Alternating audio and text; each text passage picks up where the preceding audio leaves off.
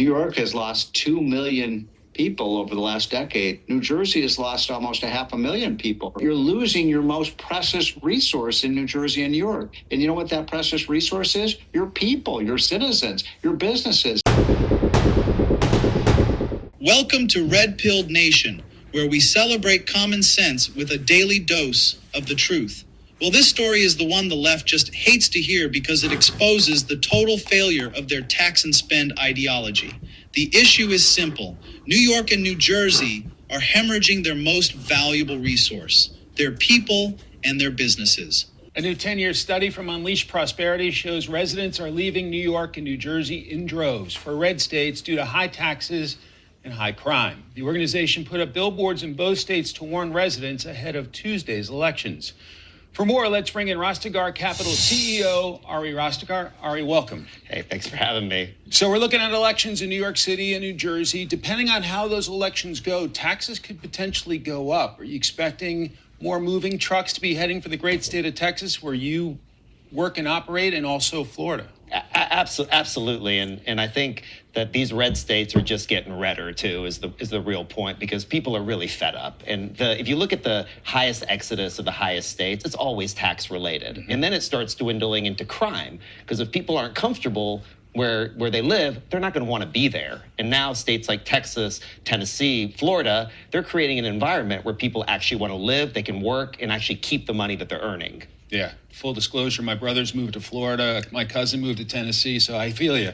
The Texas Stock Exchange has been approved to open. What's the impact of that? I mean, this is a plate tectonic shift. I mean, I think this represents the decentralization of the markets out of New York into Texas. And now with people as fed up as they are moving into Texas, this whole purple phenomenon that people think is just not true. So now the big money is starting to move into Texas and get comfortable. And I think if you keep raising taxes in New York, Wall Street itself might find a new home in Dallas, Texas. So do you think the big banks will have bigger presences in places like Dallas? There's no question. I mean, JP Morgan, Goldman Sachs, Morgan Stanley have had huge presences in Dallas for, 40, 50 years. This is just, an expansion of what's already there. And this exodus, we try to talk about it as being this COVID factor. But if you look at the 10-year studies, this has been going on for much longer. COVID just really threw, jet fuel on the entire process. You're in a range of businesses, one of them being real estate. Let's put the mortgage numbers up on the screen. 6.17% for 30-year fixed rate, 5.41% for a 15-year fixed rate.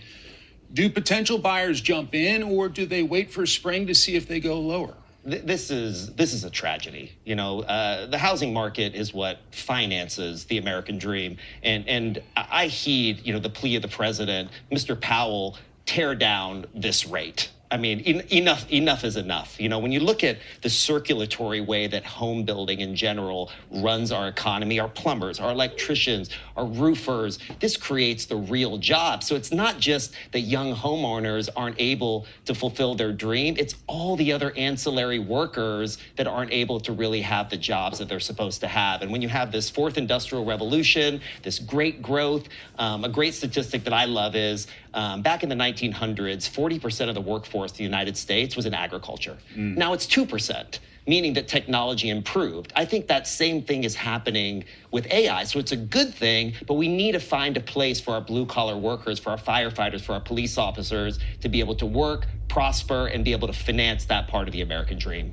On housing, is Texas building enough for the New Yorkers and New Jerseyans who may be on the way starting Wednesday? The short answer is no. In the United States is about 5 million houses short, which is a astonishing number. Sure. Texas alone is at least 500,000 houses short. And this is a function of what the people at the Fed that are making decisions that, quite frankly, I don't know if they're based in mathematics, certainly not, or based in some kind of political agenda, but these rates need to come down so that we can actually build these houses and have a home for all these people that are moving.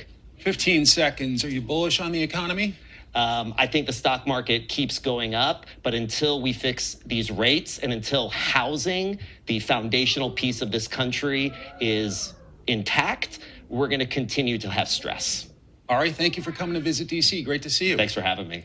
Hey, it's Will Kane. Click here to subscribe. A new study wisely highlighted by groups fighting for prosperity, confirms what we've been saying for years. If you tax them, they will literally pack up the U-Haul and move to a state that respects their wallet. And honestly, who can blame them? I mean, who doesn't dream of trading their $12,000 property tax bill in for a friendly welcome in a state like Florida or Texas, where they can save a bit with no state income taxes? First, let's look at the stats, because the Democrats always try to tell you things are fine while they're frantically searching for a new accountant. The segment mentions New York losing 2 million people and New Jersey losing 500,000 people over the last decade. While the domestic migration out of New York is massive, the official 2010 to 2020 census data shows the state of New York's overall population actually grew slightly by about 1.4% between 2010 and 2022, per some estimates, primarily due to international migration that can by and large be attributed to illegal immigrants. The sheer number of high-earning, tax-paying citizens and businesses fleeing to red states must be considered as a consequence of this. More recent numbers, especially since 2020, show a dramatic decline in the state's total population. The real point, which is spot on, is that net domestic migration out of New York is a giant red flag, and it's always the high earners and the productive class leading the charge. They're not losing 2 million low-income earners. They're losing the people who pay the lion's share of the taxes. New Jersey has consistently lost tens of thousands of residents in net domestic migration every single year for decades.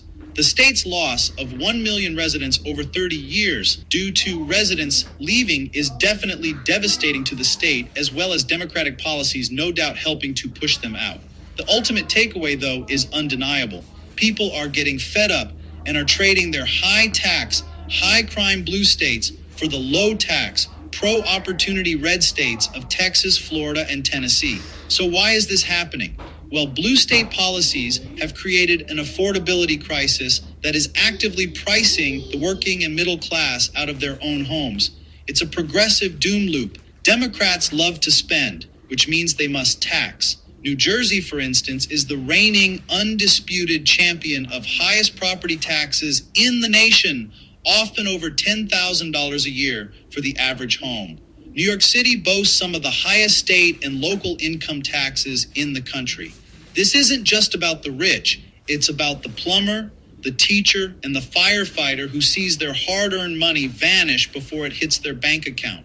A family in wealthy North Jersey might pay $20,000 in property taxes just to fund a school system they may or may not use, only to then face high income taxes on top of it. In Florida, which has no state income tax, that $20,000 stays in their pocket. Blue states don't know the meaning of budget cut.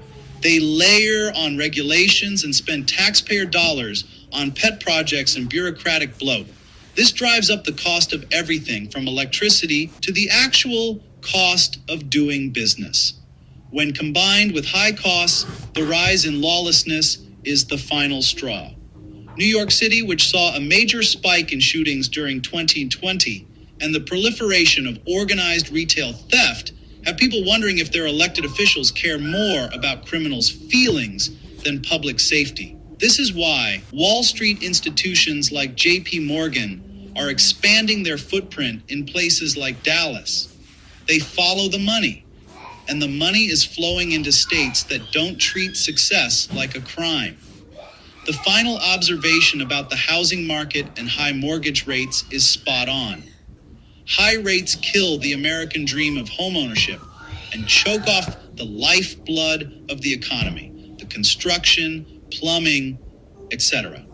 Americans need fiscal sanity from Washington to get these rates down and let the housing market breathe, so those blue-collar workers fleeing New York and New Jersey can actually afford a decent home in a red state.